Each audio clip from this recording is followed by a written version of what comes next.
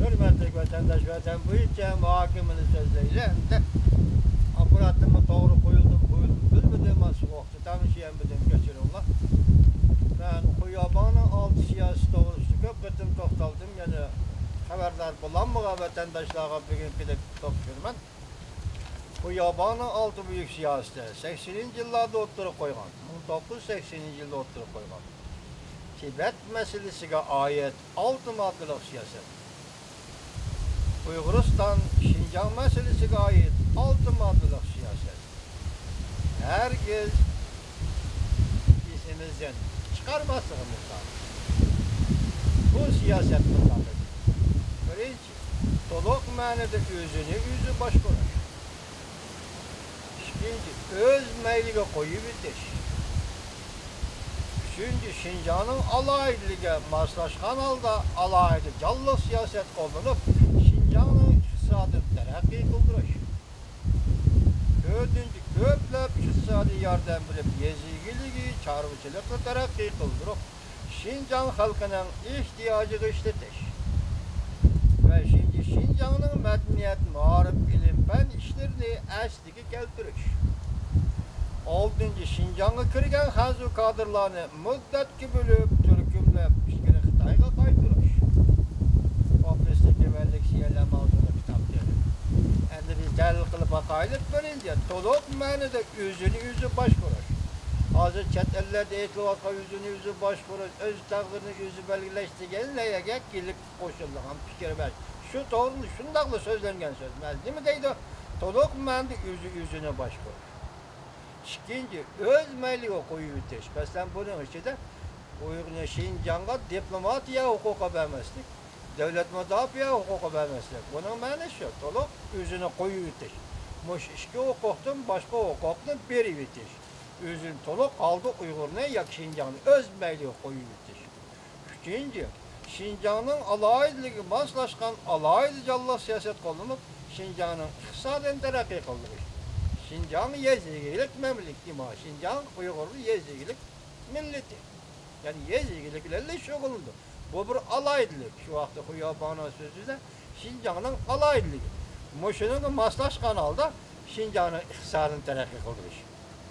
Dördüncü, bir de sanatlaştırışı diyen gepne kızlakanımız. Dördüncü, köplep iktisadi yardım verip yezigiligi çağrıcılıkla terakki kıldırıp Şinjan halkının ihtiyacı işletiş. Ana tüvende.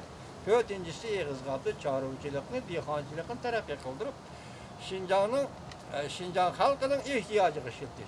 Bunun bir elika devlet müdafiye hukuku ve diplomatiya hukukunu tartışıp baş hukukun birimiz özmeyli kuyutimiz degende ve dihancılıkla çağrıcılıkını terakki kıldırıştan ikinci manisi Şinjan'ı şunda öz hukukunu koyuvetken şeraitime Cumhur'un ham eşya bazısı aylandırış. Hukukunu bedoklikin ham eşya bizden diye ekilendi kanda. Beşinci, Şinjan'ın medeniyet, marif, ilim, fen işlerini esli keltiriş. Bir de Şinjan'ın marif, ilim, fen işlerini esli keltiriş. Bu milletle bir yere terakkiyat hukukunu itiraf kılış. Chet ellerle fen, teknika, ilim, fen sahası, alaka bağlaş münasebetlerini itiraf kılış. Koyuvetiş. Yani asaslığı hazır Şinjan marifi değilgen marif bu müstemlik marif.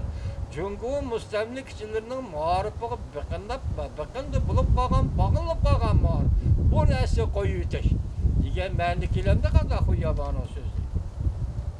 Altıncı, Şinjan kirgen hanzu kadırlarını müddet gibi türkümlüp pişkir Xitayga kaytırış.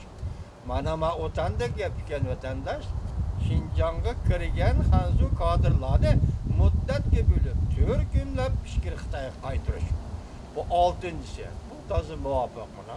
Hemmisi muvaffak. 5 yılsı, 6'sı koşsunuz, hemmisi muvaffak. Hazır benim göz karışım vatandaşlar, radyo anlavatkan, benim fiksiyonla anlavatkan vatandaşlar kadar göz karıştır bunu bilmeyim. 70 yıl oldu Xitay'nın millet hükmür Allah'ı düşüp kaldı Uygur desiniz. Endilikte eğer Kuyaban için bir taraflı iş belki yitip gelgen olsa, başta nemeli de kardınız, sual koydular. 3 defa ıslahatçıdaydı. Biri denişi yapıyor. Bu ıslahat işini eceveti siyasının atısıydı. Sen demiş ki bunu hazırlık günde ölge kılıp çıkılmadığındaydı haber yazgıcı. İkincisi Xuyabang, endi onu görüp öttük, deyli başta onun hazır heykel kurguzuşu var ki. Onun heykel yasaşları kısmetlerini aytganda, onun aynı vakti sözleri kısmen aptı, yani uval kılıngan değil olanı bir taraf kılıştı, kısmen aptı. Bir yerde bular özünü kaçırıp atırmaz, siyasetteki nazırlıkla karap durun. Xuyabang milletler doğrusu nemi degen siyasette cüretlik aldı oturup elip çıkamayı atır. Bir iki mesele, yok hazırlıklı mesele, demek Xuyabang'ı şundan götürüp çıkmakçı boğan bolsan çekilmesan meyle. Onun milletler siyasi çekilmesan, eğiz almasan meyle, eğer Xuyabang'ı götürüp çıkıp ölgü kılıp, onun siyasinin növbetiki Cungu duş kılıp atkan kıyınçılık. Bolup mu milletler meselesi Tibet, Uygur, milletler meselesini hal kılıştın ölgüsü kıldığın bolsan, bunu Uygur kollaydı, Tibet mi kollaydı?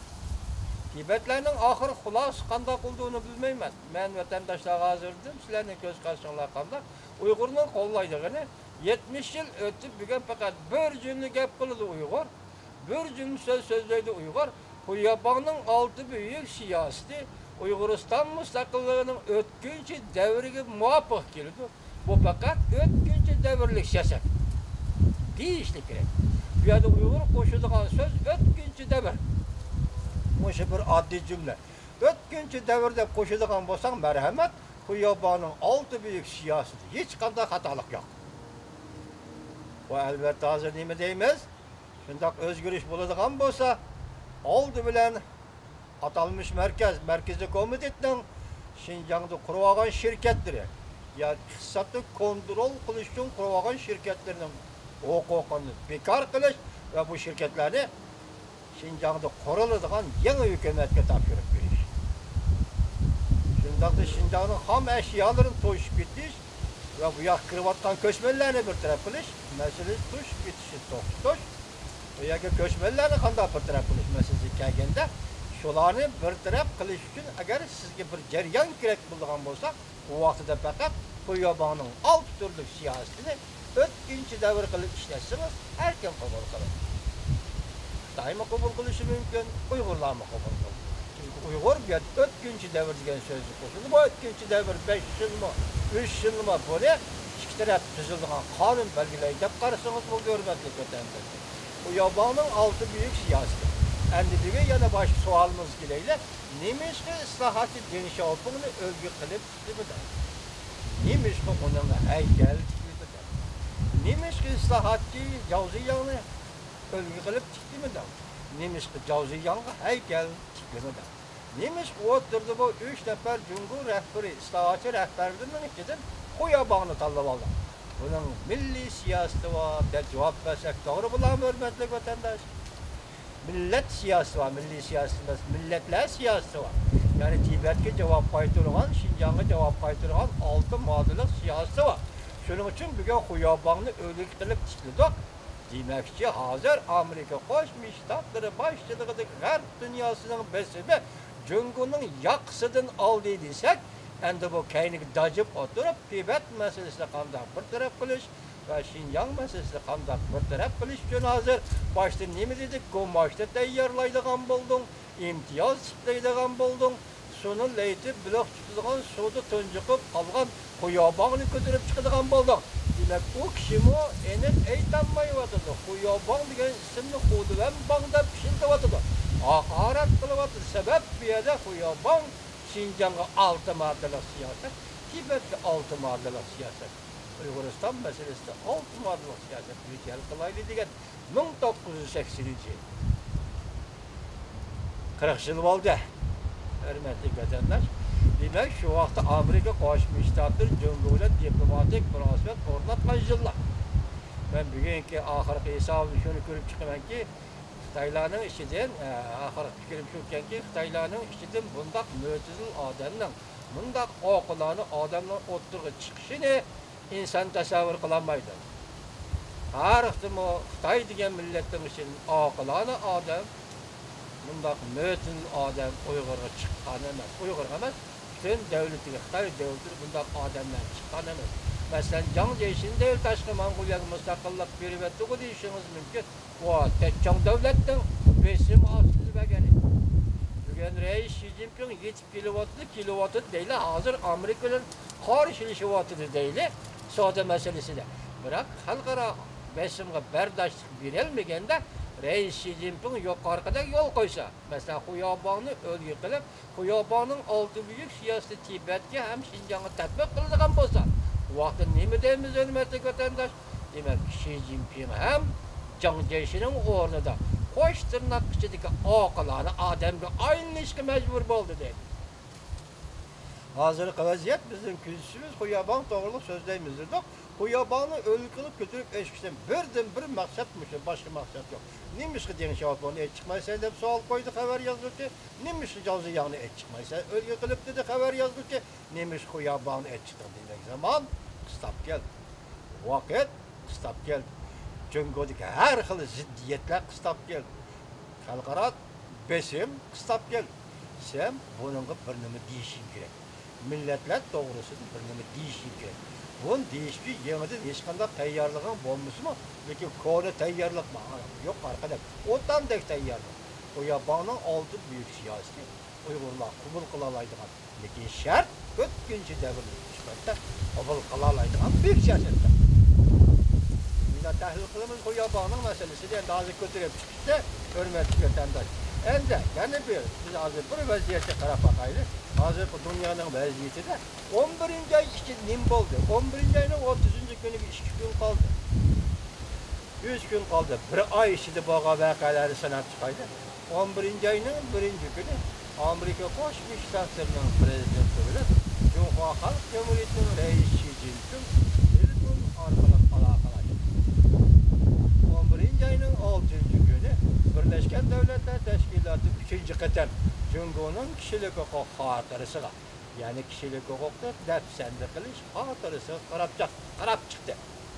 11. ayının 7. günü Cumhur Halk Cumhuriyeti hükümeti halkara siyasi yollarının ve Beijing'de turuşluk baş elçilerinin Tibet Katarlık caylarını cümleden Şinjan, yani Uyguristan'mış onun içinde Katarlık caylarını ziyaret kılışına teklif kıldı.